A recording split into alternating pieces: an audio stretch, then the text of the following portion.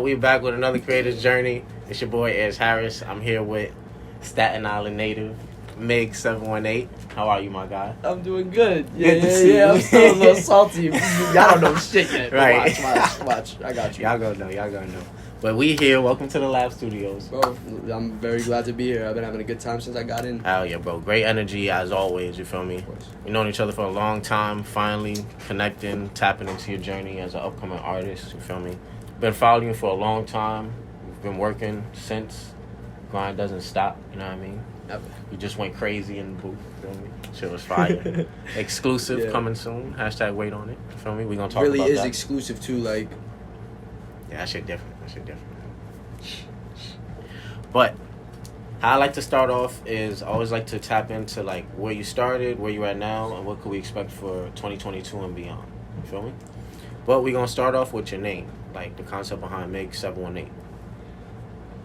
In all reality, it's like my name was kind of difficult for people to say in the first place. Like just people that don't have no flavor, you know what I mean, in one way, shape, or form. So it's like my name is Miguelito, and people fuck that up a lot. And it's like I was like, all right, this is too many syllables. Y'all clearly can't understand shit. So Migs became a nickname when I was like 6, 7 years old when I was playing baseball and shit.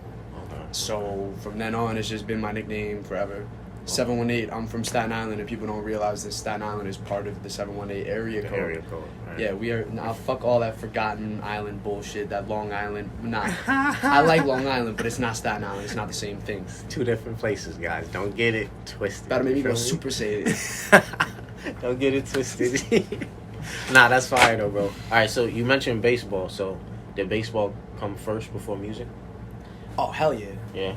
I was an athlete first. Music was always in my life, but it was always I was a consumer. I was a consumer up until I was like 17 years old. That's when I started like actually becoming like a creator. Like, all right, now I'm making music. I'm not just playing a game. I'm not just being smart. Like, I'm building and creating some new shit. Okay. Where'd that inspiration come from? Like that switch from baseball to artist. Well, the thing is, I did a lot of shit, a lot more shit before I even started that.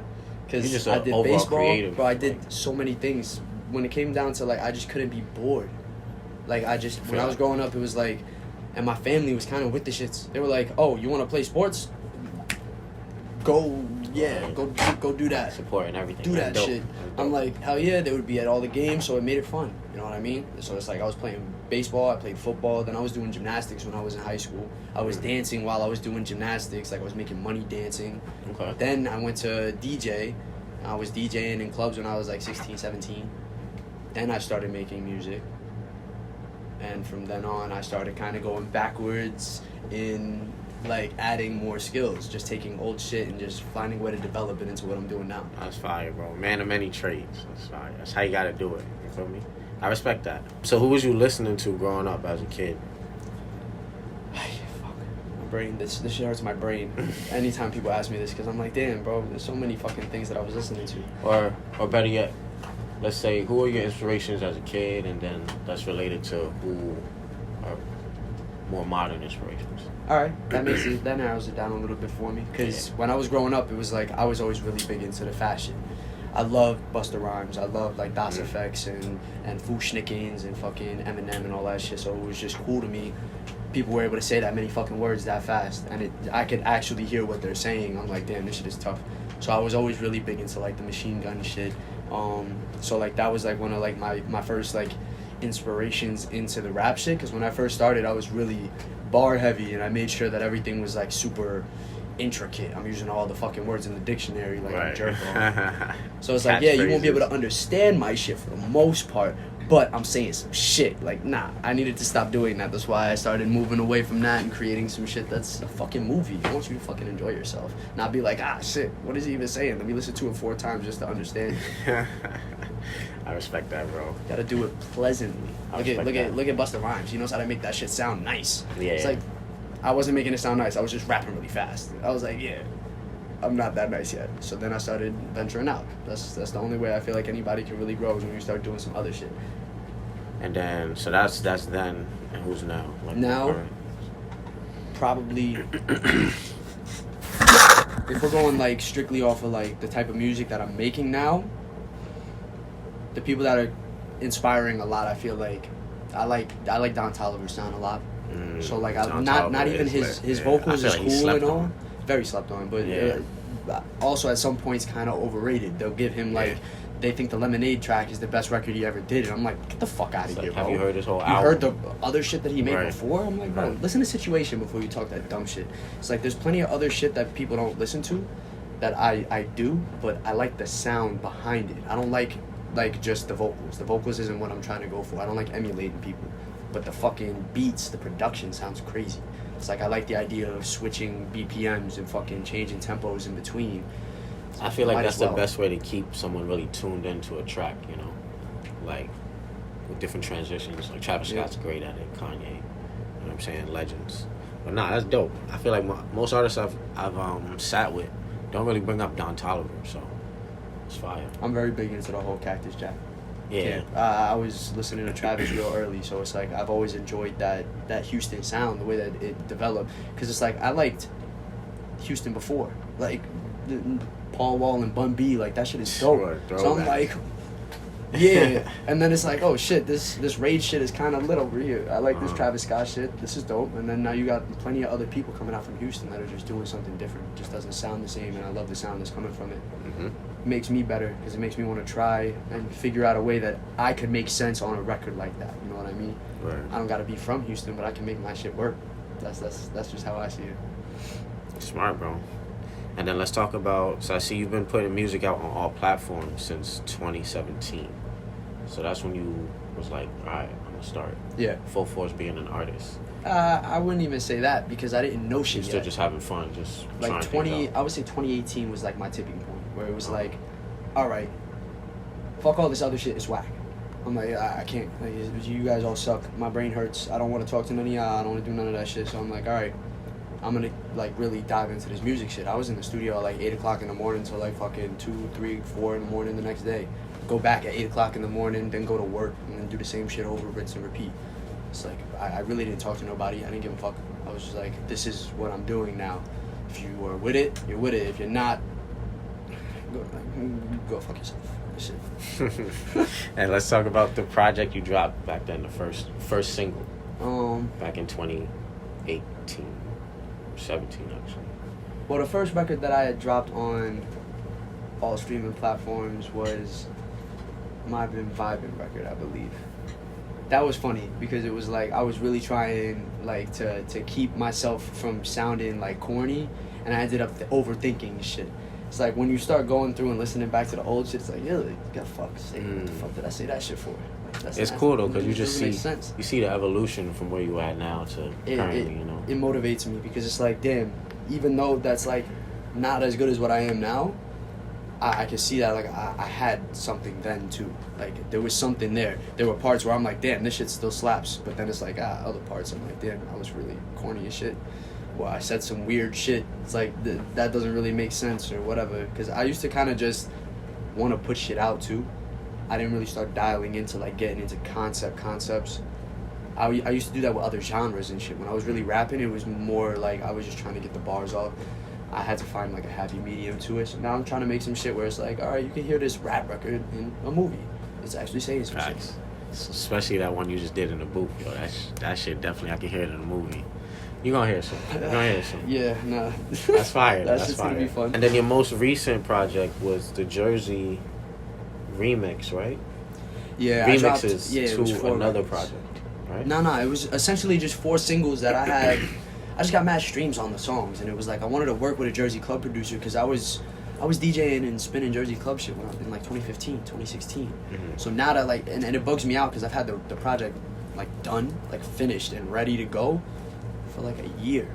So hearing everybody starting to drop these Jersey drill records and all this Jersey club shit, I'm like, damn, bro, I really had this shit for mad long. I was just waiting on other people to work shit out, get proper mixes done and shit. So it's like, that's why I try my best to try to keep everything in-house now. Or at least with people that are in arm's reach, so I can be like, fuck over here and just get this shit done. Let's fucking do work. Let's work. Let's get to it. It's like I'm sick of the waiting. That shit is no fun. That shit is not a waiting game, and I love the energy. I can't deal with people that are slouching, so I'm just doing everything in my power to make sure that if I'm making some shit, it's gonna be hard. So when I put together the Jersey club shit, I made sure I went to one of the best Jersey club producers I could find.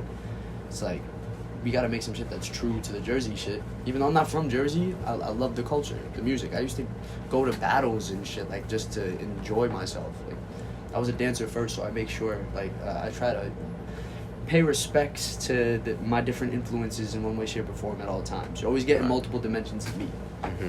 I'm a multi-dimensional being. I do hella acid and I talk hella shit on music. That's Mix 718 for you. That pretty much that sums it up. Like, but what can we expect, for the rest of 2022 and beyond?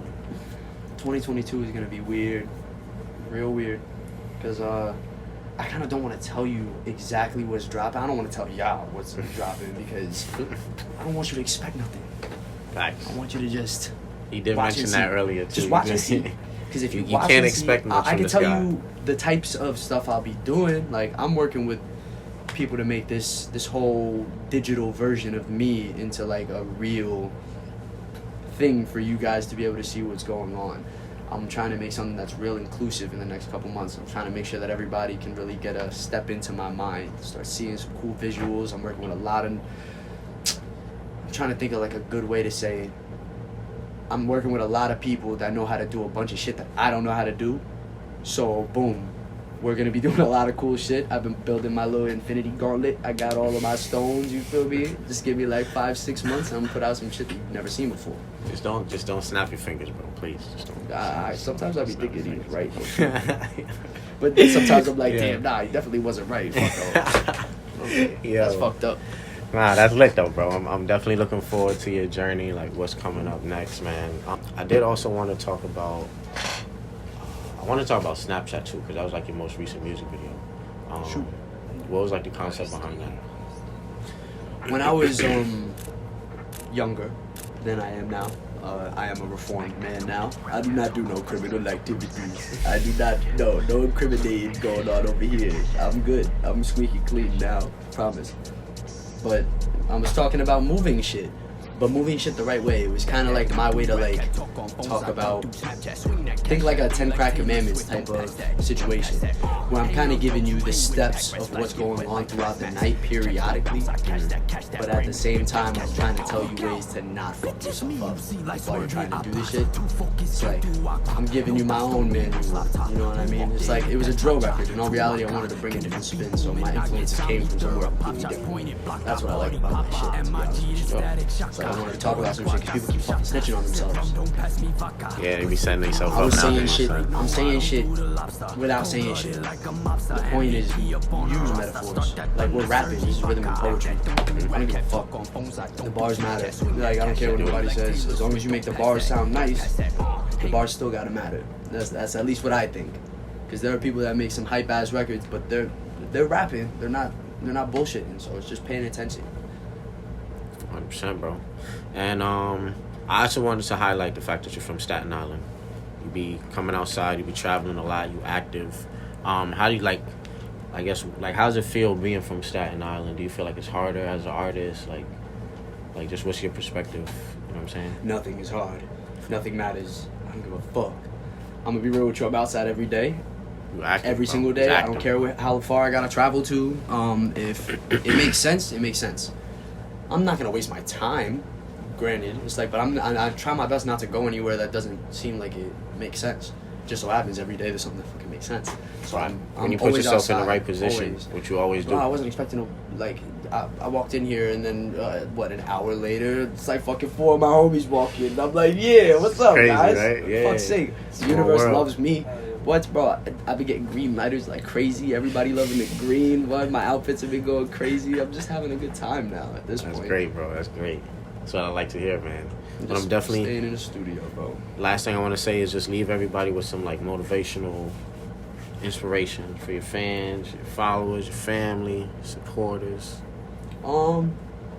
If there's anything that I can say that I feel like should be said to whoever this matters to, don't allow other people's opinions of you to be that effective.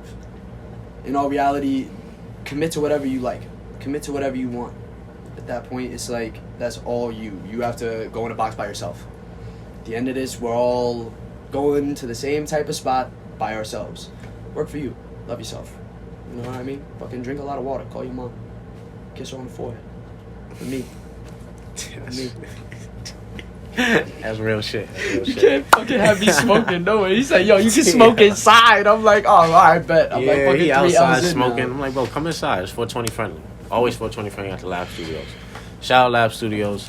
Big Let them shouts know to where they Lab can find you, Studios. follow you on all platforms. Y'all can find me on everything. I'm on your MySpace. I'm on your Deezer. I'm on Apple Music, Spotify, YouTube, all that shit. SoundCloud, Audio Mac. If Everything. you want something free, I'm on it. Google. You want something paid, I'm on it. MIGS718 on everything. Hit my website. I got merch. I got music videos. I got a bunch of stuff that y'all can look at. I be having a wonderful time. I am your everyday main character, Rican rock star that drinks too much fucking rum. Tap in, yo. He's lit. He's lit, yo. I can't see.